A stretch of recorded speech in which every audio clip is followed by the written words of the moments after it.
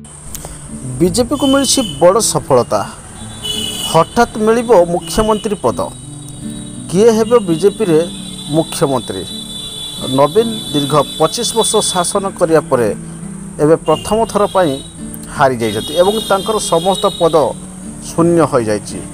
वर्तमान ओडिशा रे बीजेपी शासन करिबो हेले ता पूर्व आम जानी नवा उचित किए ओडिशा रे मुख्यमंत्री हेबे। बीजेपी तरफ ओडिशा रे मुख्यमंत्री हेबा पई उपयुक्त प्रार्थी किए हेबे, काहाकू बछाଯିब उपयुक्त प्रार्थी भाव में? प्रदीप पाणिग्राही ना आउ किए?